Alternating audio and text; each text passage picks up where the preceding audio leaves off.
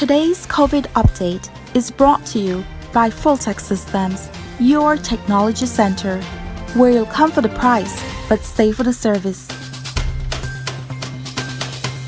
And we're back. Welcome back to Open Your Eyes. And we're moving now into our first segment for the morning. Of course, this is our COVID-19 update courtesy of Fulltech Systems. A conversation that must be had. The K.H.M.H operating under emergency mode during the rise of COVID cases in Belize. Now, in to tell us more about it, we actually have Dr. Andre Sosa. He is the chairman of the board of K.H.M.H.A. and also Dr. Adrian Koye, acting director of medical services at the K.H.M.H. Good gentlemen, good morning and welcome. Good morning. Good morning. Thanks for having us. It's nice to have you guys, and that much we could tell you. We know that you guys were on screen I think about 2 days ago, and we had a discussion on this. But let's jump on directly into it. We're seeing this rise.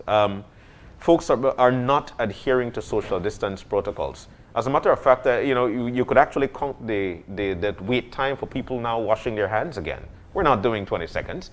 What's going on with the country? What's going on, Dr. Sosa?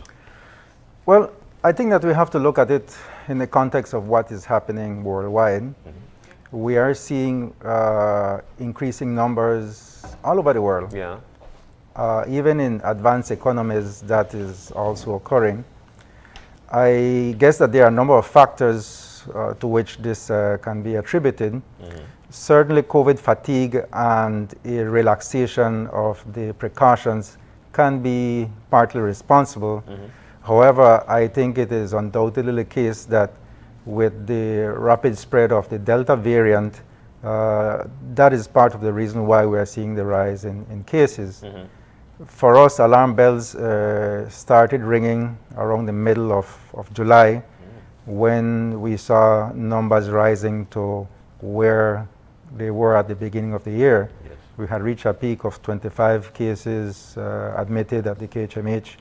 Mm-hmm. In January of this year. Mm-hmm. And then by the middle of July, we saw those cases rising till we reached 19 cases once more. Mm. All at one time? No. All at one time. Mm-hmm. Okay. So that was part of what triggered the decision over the weekend to switch back to emergency mode? Certainly, because it required a concentration of our personnel. Mm-hmm. To be able to handle the surge. Also a need to conserve our resources in terms of medical supplies and medical equipment to be able to cope with the need to attend to this increasing number. Mm-hmm. Mm-hmm. Certainly there are cases that are positive, confirmed positive, and there are cases that might be under investigation, but until you are able to rule out conclusively that a patient is COVID negative, yeah. you still have to take all the necessary precautions, and that requires significant allocation of resources. Mm-hmm. That's a key part of the clarification that has to be made this morning, because people are looking and saying, there's a chart that says how many people have COVID and are hospitalized, and that doesn't match what K.H.M.H is reporting. But what you want to explain this morning is what you call the PUI, persons under investigation. Let's talk about the numbers that you're seeing that you treat as if they have COVID. Okay. Good morning, and thanks once again for this opportunity to share. And I just want to thank my staff again for the amazing work that they're doing. And so our shift last night would have had 2 nurses on the COVID and 2 nurses in the PUI area. Mm-hmm. 2 doctors for one and 1 doctor for the other. And this represents a very scaled down approach to managing the same problem. Mm-hmm. Because patients under investigation really are patients that we assume have COVID until proven otherwise. So when you look at numbers purely as, oh, there are only 5 COVID patients, but at the same time there are 7 or 8 patients under investigation, the burden is actually double, or sometimes, well, often double. And so it's the same formula, the same approach that has to happen for both categories of patients until we prove them otherwise. the same level of care, Absolutely. except that one has a confirmed COVID positive Yes. diagnosis and the others are pending. Are pending. Yeah. Yes. How long does it take for a person under investigation to be confirmed as COVID-19? It can be easily within half an hour where a rapid test is positive. Okay. However, we do await a PCR test, Mm. which is a determinant and is our gold standard to say that this person truly is positive. And with that, sometimes a day and a half or even 3 days. Wow. Okay, so it could be anywhere from 1 to 3 days before that person is determined to be COVID positive versus person under investigation. And to be fair, it can be even longer. There are a number of circumstances that are associated with that. So, for example, even a PCR negative may have a false sense of security for people. The factors that influence that is how the sample was taken and timing of when it was taken. So a patient may still persistently not be well, and we have cases like that even now, where the imaging, the radiologic imaging, CT scan, etc., would suggest that this is COVID related, but all these serologic things, or well, these different tests actually has said otherwise, and we have to retest them. So this is the expertise that has been fine-tuned by our staff, led by Dr. Bradley and Dr. Cruz and all these other doctors and nurses, because again, it's a team approach where the eyes are sensitized to really the variations in which this presents. And therefore, COVID is not a cut and dry thing. It's something that we know some things about, but the reality is there's a lot that we don't know. Yeah. And this is the whole world with the brightest looking at the same problem, still in a quagmire about things, especially those who get COVID have mild symptoms and think, well, I'm off, I'm okay. Yeah. Actually, you may not be so okay. And that's our next epidemic. Yeah. So our long COVID problems is just going to be another major burden on the health system. That's a critical point, because I do want to come back to that, because the science is emerging now in having us understand that. But just going back to the rate as to which the people who you have untreated under investigation, how often are they confirmed as COVID positive? Again, that's a very nice question, but it's a reflection of what's happening in the society. So if we have lots of numbers, like right now, we are seeing that we're in that third wave by way of our hospital response. But we see that the numbers are there. Then the chances are patients who are under investigations for the classic symptoms and other atypical symptoms, you would get a reward of positivity, maybe 1 in 20 or 1 in 30. Early in this year or towards the end of last year, maybe as much as 50% of patients, the same patient under investigation, would have come back positive. We don't want to see that.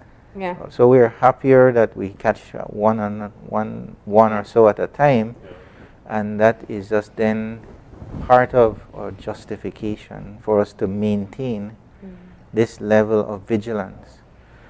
A part of it too, and perhaps you can help us understand, is that with the new variant, there are different symptoms that are being recognized at presentation. First, we were looking for the loss of taste and smell and headache, but what they're saying now with Delta is that it's different. Yes, it seems that it might present with more symptoms like a cold, sneezing, coughing. So persons might sometimes mistake it for the case of a common cold. And days pass by without seeking the necessary assistance.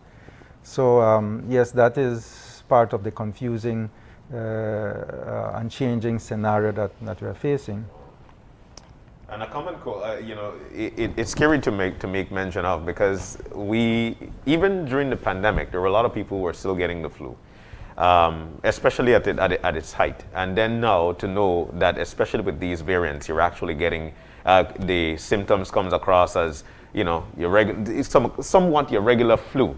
Now that's very, very scary, because one of the things that people like to do is that they still move around without using a mask, even though they feel that they've got the flu symptoms. I wanted to come back to the point of the after effects. What are we seeing the after effects of these things right now? And what are some of those that you could share with us? You could classify the after effects in two ways. One for the health professionals, because, and then of course one for the actual patients and then their families. Because the reason I put it that way is that more than 1 year now we have a sustained battle, and we struggle to accept the simple concept that COVID is real. COVID, there is no cure for it, right? There is no cure for it, and we just don't know, like we're saying, what the true after effects are. However, where it comes to our human resources, and globally it's the same thing, there is that fatigue, there is that weariness, and there is a lot of psychological impact, depression, and I guess post-traumatic stress disorder. And the fact remains that as we are in this third wave, we are asking the very same people who saw the worst of it last year to go back in and fight again. This is very hard to watch and very hard to be a part of, but it is a necessity. The battle is not K.H.M.H. The battle is everybody. Everyone has a responsibility in this. It's a primary care battle, and that message really has to get out there where it comes to that. Now, patients who were cared for and were herded, for example, in these COVID units, etc., around the world, and similarly us, a lot of them, and their stories really you have to get at, because they're the ones truly traumatized, disconnected from their family, seeing others die next to them in some instances, and that's something you don't have a book and say, I'm going to experience this, I'm preparing myself, and this is going to happen. No, this is life right in your face, in many ways, life and death. And of course, then the families suffer. Of course, there's always the financial part and economic burden, the bills that they end up saying, oh, K.H.M.H has a bill and they're chasing us down. And to put things in perspective again, if you're paying $300,000 for private care at K.H.M.H, you may pay zero. Some people can't pay that, and that's the reality. What's the cost of hospitalization for COVID-19 at K.H.M.H? They can run into the hundreds of thousands at the private institutions. Yes, but there's no real way to define that. It's not fair because the burden goes beyond an actual number. I mean, it has to do with who else has been cheated. So even though COVID is there, it's inserted itself. We still have cancer patients, trauma patients, the MIs, the strokes. That has not stopped. So we have one ventilated COVID patient right now, but in our adult ICU we have 5. In our NICU we have 3. In our pediatric intensive care, 1. For other non-COVID related illnesses. For non-COVID related. And so what Dr. Sosa was talking about, resources, we have to find the resources to mount an intensive care battle that is twice the size of what we were doing before, with probably the same resources. Look at it this way.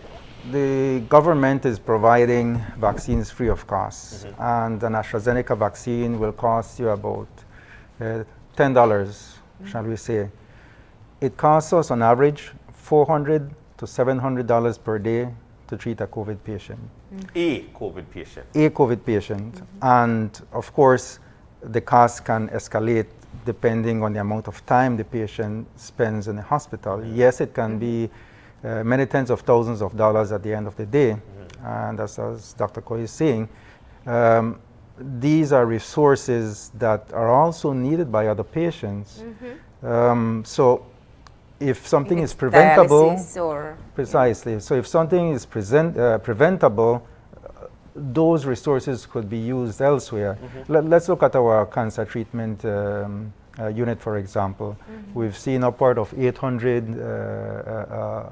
consultations, and it is something that certainly needs more investment, but every time we have to take away from all the other things because of COVID, that it doesn't go towards cancer treatment. It's unfair to the rest of the population. We've had to suspend outpatient clinics. Again, that's unfair to those patients who are awaiting surgery, patients who need to see their specialists. And it also comes at a cost to the institution. For every day that we suspend clinic, it's about $3,000 of loss of revenue to the hospital, revenue that is sorely needed, especially in these times of financial constraints. Yeah. But this is. Go ahead. I wanted to, because I'm glad that you touched on that, because I still think that there are folks who might not understand the situation that K.H.M.H is in with respect to the emergency. So I'd like let's dive back into clarifying what K.H.M.H is meant when it says that, you know what, we're operating under emergency circumstances at this point. What do we mean by that? Well, it means that we have to pool our resources. Bear in mind that there is a limited number of staff to provide care for these patients. Bear in mind that there are severe supply chain constraints because we are competing with other countries for limited supplies of anesthetic medications, ICU type medications, PPEs, and so on. We can't put our staff in a situation where they don't have the necessary protective equipment. We don't want a situation where patients get less than the necessary and minimum level of care because we don't have those medications. That's why we've had to hold back on everything else to concentrate on dealing with this emergency situation. We are hoping that we will be able to reopen outpatient clinics and elective surgeries and so on, which are already quite delayed because of the backup from COVID. And this is a situation that is not unique to Belize. It is a problem all over the world. We've seen hospitals that the entire hospital became a COVID hospital because when they got overwhelmed. And I don't think maybe we've allowed ourselves to forget when you saw people in hallways and outside of the building waiting for care. But let's bring it back to one of the critical matters, and that is that we are past a year of facing COVID. And I think the primary question from the public is that should have given us as a country and K.H.M.H enough time to be even more prepared for this third wave. How do you respond to that? It's a historical problem. It's a legacy problem. The K.H.M.H is owed $35 million of fees for services provided in the last several years. That is money that could have been invested in personnel, in equipment. By patients or by government? By patients. By patients, okay. So that's the first big issue and problem that we are facing. And it is something that we will have to try and remedy once and for all to lead us to the state of preparedness that can help with COVID and with whatever comes next. But again, that is not too unique to Belize. I'm not making an excuse. But and in the past, it's been written off. Yeah, we can't carry water in a basket, as the old saying goes. And that is what this present board is looking to do, to make the necessary changes to recoup as much of the money as can be recovered and to make the pertinent investment. But the investments are not only investments that the K.H.M.H authority needs to make, they are investments that the country as a whole needs to make. Investment in training the necessary personnel. We need more doctors, we need more nurses, we need more lab technicians, we need more x-ray technicians, we need more physiotherapists and so on. Dr. Kohe was making the statement and the analysis that in losing some of the staff that have recently resigned and left the country, we have lost a generation of skill acquisition. We have lost substantial parts of the teams that managed the first and the second COVID surges. So, you know, it will take a time, it will take a while to rebuild that skill set. And that is why it is so very important that we are able to rely on endogenous resources, people who are more likely to stay with us and to build up that culture, that medical and nursing culture, and that they will be able to pass on to subsequent generations. So it is a legacy situation. Agreed. And you know, I think the problems that have plagued K.H.M.H have been ventilated multiple times. You know, somebody might go and lose their life and no one ever goes back to pay the cost of all the surgery that they took, all the emergency care. And this has happened for a very long time. But let's look at just COVID. How many patients can you treat at one time? Well, we have total capacity for 36 patients, both COVID and PUIs. And that, I was going to say, that includes people who are confirmed COVID and people under investigation, still waiting to confirm. Yeah. 36 in total. 36 in total. How far have we, what's the largest number we've seen so far in this particular wave? So the largest number of COVID positive plus PUI is about 15. Okay. Wow. And do we have the human resources for 36 beds? The best answer is no. No. No one has that. It's the reality. Because even in major hospitals in Guatemala City, for example, they're max at 16. Yeah. The most we've ever ventilated during our COVID peak was about 15 patients for COVID. And that was at a huge cost. So we have to be honest with ourselves. Yeah. No one is going to be prepared. Yeah. No one needs to see this. No one needs to prove that we can manage it or not. We just need to prevent. The message is we really need to prevent. What's it like for you? Yeah. Knowing the realities at the hospital, having seen the patients, when you see and hear of people resisting or being hesitant to get the vaccination? It's quite perplexing, but I say that everyone has the right to be wrong. We would prefer that they be right. But I will illustrate with an example why it is important to be fully vaccinated. Okay. Of all the numbers, we had, I think, about 5 persons who had the single dose and who got COVID, clinical COVID. Okay. And it makes the point that if you have your 2 vaccines, your 2 AstraZeneca vaccines, it is very unlikely that you will have symptomatic COVID. And I want to bring the message that if you are at least 8 weeks into your first shot, go get your second shot. Yes. Particularly with the advent of the Delta variant, it is very important that you get your second shot. The cases of persons with COVID, clinical COVID, who were fully vaccinated are very limited in Belize. I think we had 2 cases, but those were patients with cancer, and which So obviously already made weakened them, immune system. yeah, very especially vulnerable. But normal, healthy people per se, I don't think that we have any documented cases. I stand to be corrected if that isn't the case, no? The CDC has called this a pandemic of the unvaccinated. In other words, the people who are in the hospital getting very sick, people who are losing their lives, are those who have not taken the vaccine. Another change that we've seen with this particular wave is the demographic, and that's what I want to find out from you. Are you seeing a different demographic of persons being hospitalized with COVID-19, and are you seeing any change in the severity of the illness?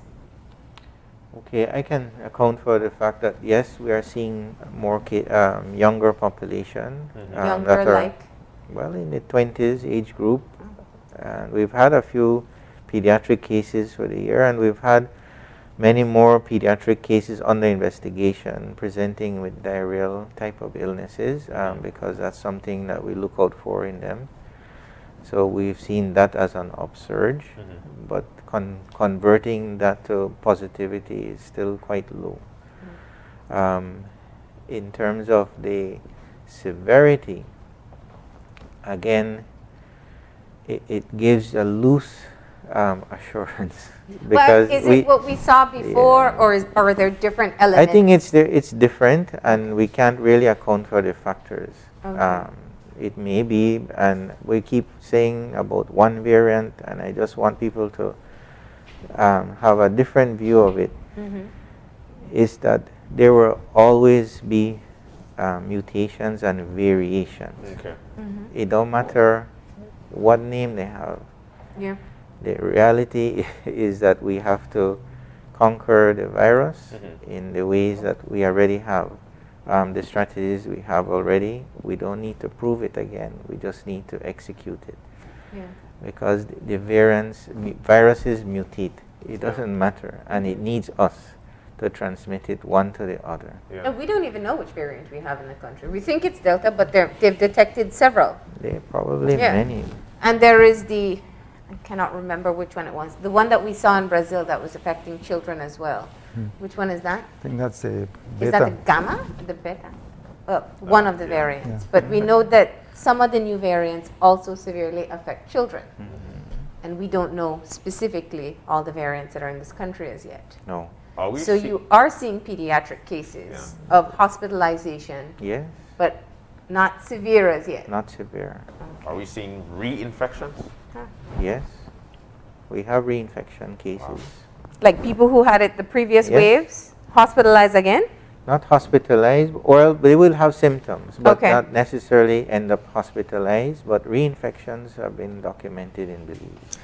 Which is why it is important that even though you've had COVID, that you be vaccinated. Yeah. I think the CDC is saying now that you may get your vaccine 2 weeks after being cleared of COVID. Yeah. So you don't have to wait for 6 months or whatever the case Yeah, may for be. 6 months. Right. So even if you've had COVID, it is important that you be vaccinated. I think that presently the Ministry of Health and Wellness has about 100,000 AstraZeneca vaccine doses available. So there is no excuse not to be vaccinated.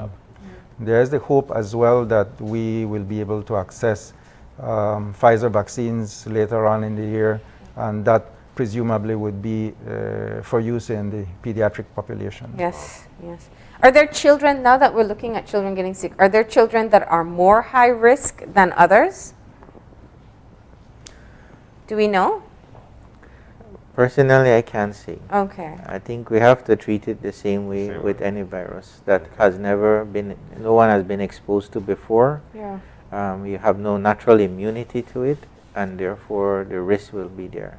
And as I say again, I have to re-emphasize, there is the unknown. Yeah. Yes, they had mild symptoms or no symptoms, but the unknown is what happened in 1 year, 6 months, or 2 years. If there is developmental delay, if there is other behavioral issues, it's so random. And I wanted to get to say one thing, is that a lot of times the presentation might not be loss of smell, etc. The presentation of a COVID patient would be a stroke or a heart attack. You know, and that's what somehow doesn't get emphasized, or a pulmonary embolism. So this is far more likely to be because you have COVID than if we were to get a vaccine or anything else. The virus itself, as part of the things that it does to you, it's not just a respiratory problem. It's multi-systemic. I think that the last time we had a medical conversation, they're seeing COVID affect the testicles. They're seeing COVID affecting just about every part of the body. So it's something we have to be reminded of. Maybe if you put that out there, more people will be vaccinated. Well, I think that was the reason they perhaps mentioned it, but no, it's systemic. But let's come back again to the K.H.M.H, because before you took over your role, Dr. Sosa, we had the very unfortunate cases where people passed away in the parking lot trying to access care at the K.H.M.H. What has changed to improve this system so we don't have that reoccur, even if we're having a spike in hospitalization? Well, there has been a substantial improvement in terms of the knowledge, skills, the experience gained, but also we have the very able management of the acting Director of Medical Services, Dr. K.H.M.H. We are very grateful that he has so graciously taken up the position, and it has made all the difference in the world. It's a substantial burden on him and his family, I'm sure, but we do owe him a debt of gratitude. His implementation of the systems and the direction of the people under him have made such unfortunate events less likely to happen. But you know, it's something of being vigilant all the time, and it's a never-ending task. Well, you know more than anyone else as physicians, people like guarantees. And Dr. Koy, you shake your head when I ask the question, because, you know, what's your response to that? Well, it's a loaded question. The fact is that Karl Huchner is and has always been very resilient. And we have a lot of unsung heroes, and maybe I am just a manifestation, and I am actually lifted by what I see daily, the efforts that they put in. And Dr. Sosa knows this well as well. He recognized that the talent exists within the organization, and it's just for us to guide and channel them in a safe manner. And so I give credit to the efforts that they make, and I am just a guiding force in all of this, and hopefully respond when the need arises. So the key thing is the entrance, right? So there's a specific entrance for COVID positive or COVID suspect persons? There is just one common entrance, and again, it's a matter of how. Oh, so that's changed. The triaging, there's a triage point, which is the major change that happened from last year, and that change was in a way to direct patients to what was an alternate emergency room in front of the hospital versus the COVID entrance. But right now, everything is in one direction only. It's simpler, and that's for the simple reason that we are not overrun with COVID as we were once. But also we have strengthened within the flows for the patients to assure that there is always a space available, but the risk is there.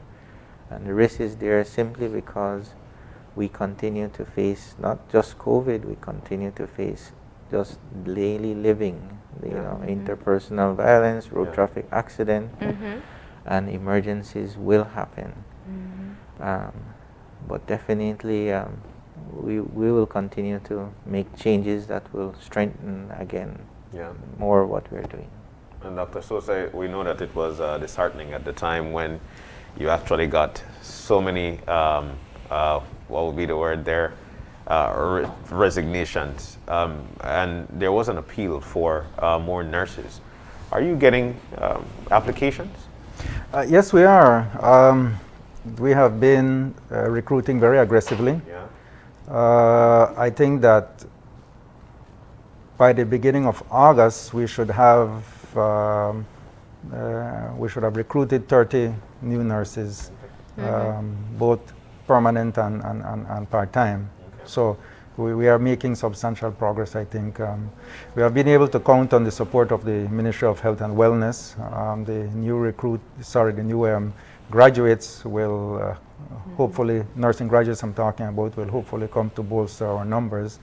And then it will be a matter of training them up to the standards that the hospital needs. That was the challenge, though. The nurses that were leaving had worked in the COVID unit before. So now you have a mix of new staff, as well as, you mentioned Dr. Bradley and several others, some who have worked it before. Yes. Well, it has always been our experience. We have a turnover for nursing from the simple reason that the pull factor is very strong elsewhere. So we invest in them as if they're our own, and we hope that they would stay, but they don't always do. And that's natural, and that can happen. So our destiny as a hospital tertiary for the country of Belize remains that of, one, becoming a center of excellence, which it is in so many ways already. Two, a teaching hospital, which it already is. But we have to build on that. It has to be a natural institution where our future health leaders, doctors, nurses, lab technologists, physiotherapists, every category will pass through K.H.M.H. So it will be that incubator or enriching environment that will inculcate certain, excellent ideals and skill sets that will benefit the whole country, because we can't be selfish and have everyone for ourselves. But by their nature of the experience they get at K.H.M.H, then when they are in Punta Gorda or in Corozal or Pakachan, wherever, the fact is that they would have been prepared. And that's what we have to continue looking at, how we build our workforce. Yeah, I understand. It's not just getting the title. The emergency mode put a delay on what was supposed to be a big deal for the hospital, your first kidney transplant? Yes, the planning continues. But yes, we might have to delay a bit, but we will keep you posted as to how that goes. Gentlemen, we don't know how bad it's going to get. We're hoping that the curfew will help. We're hoping more people will go out and get vaccinated, and that we will all return to being as vigilant with our safety protocols as we were in March 2020. But as the leaders of the institution that the majority of Belizeans will rely on for tertiary level care if they get severe COVID, what keeps you up at night? What's your biggest concern? My concerns are many, but primarily it is that I would want to see K.H.M.H become a much more independent institution where we have the freedom to procure our medications and not have to depend on the central medical stores. The health system in Belize is a big one, and there are so many different challenges, but K.H.M.H is a challenge all of itself, and it needs to be self-sufficient in many regards. Yes, we have many important partners, but this is where the buck stops, and we have to be able to have the freedom to procure what we need in a timely fashion. That is one of the biggest challenges that we face. Well, we have to meet our mandate, and we are far away from it from a national perspective, or from a personal perspective, I would say then, because we have accepted so many things over the years, and because we are always close to the issue, we don't really see bigger than. There are a lot of gaps in our health system that need to be filled. K.H.M.H can only do one part, but where it comes to tertiary care, we have to actualize. And part of the reason why I am here where I am, by the request of Dr. Sosa, is because he expressed that vision that we're going to change this institution in a way that will make the country proud. And to actualize tertiary care requires not just talk, it requires investment in people, in infrastructure, but it is worth the investment. The investment will be, the great reward at the end will be that when the need arises for any of us, our population, when our teachers retire and they need care, they would say, at least I have Carl Huschner. I don't have to worry if it's dialysis, if it's Lap-Chole, if it's anything basic. I'm not going to lose my dignity and my savings because I have a healthcare issue.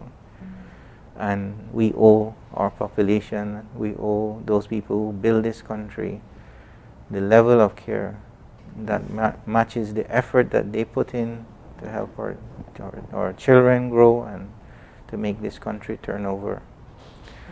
So that's what keeps me up at night. What next? Where and how? Well, you answered the question I was going to ask you, which was what made you return? Because we know that at one point you had moved away from leadership at the hospital. But I lead from behind, from sideways. No, the thing is, the point is, let me put it a different way. It's a team effort. Yeah. And I'm just one. Yes. Of the 650 or the 700 staff. I'm just one. And if all of us do our part, this place will shine forever and ever. Yeah. And that's all I see and hope for. And there's some institutions I always say we all benefit from. If they're successful, K.H.M.H is definitely one of those. It's a win-win. And just before we close, just bringing it back to the situation at hand. Currently we have 6 confirmed COVID-19 cases hospitalized at the K.H.M.H. Yes, and 3 POIs. And how many? And 3 patients under investigation. Okay. Any and you said 1 is ventilated at the moment. Yes. One is on high flow as well. Yeah. And you are expecting to see more hospitalizations in the immediate future?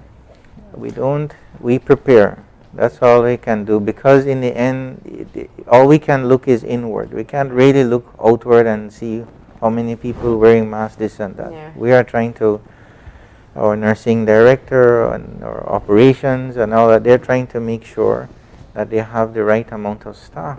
Yeah. That they can get to work on time. You that we have the supplies, the shifts, because PPEs. Our own staff get sick too. Yeah. And so our dynamic is to keep this engine running, and not necessarily how much and what is happening, but we would very much like that the country on the whole, everyone does their part. Yeah. We have enough oxygen, because we saw that as a problem in India. Yes, we do. Oxygen is not our issue. Yeah. Oxygen is not our issue. That's a key thing to hear. And are people coming to the hospital in time? Because we know before people were waiting till they were gasping for that last air. I think for the most part they are. We do get referrals from our district sometimes that are not necessarily referred in a timely fashion. We hope that there's greater coordination, because we're there to provide the service, and we want to receive the patients as soon as is possible, so that the outcome can be the best one. One message I would like to put out is that yes, it's summer, and it should not be a carefree summer. It has to be a summer where we are all very cautious. Indeed. Because that will mark the difference as to whether we have a continuing increase in the numbers or whether the numbers start to trend downwards. All right, Dr. Adrian Sosa, and of course, no, actually, Dr. Andrea Sosa and Adrian Koi. That sounds good though. Adrian and Andre. We want to thank you guys so very much for joining us this morning to put some clarity to exactly what's going on there at the K.H.M.H. and how the K.H.M.H. can actually move forward. Thank you for joining us this morning. Thanks for having us. All right, we're about to take a break. When we come back, the Belize City Council, they'll be joining us. They're on a recruitment drive for a child advisory board. They'll tell us exactly what they're doing when we come back. This This COVID update was brought to you by Fulltech Systems, your technology center, where you'll come for the price, but stay for the service.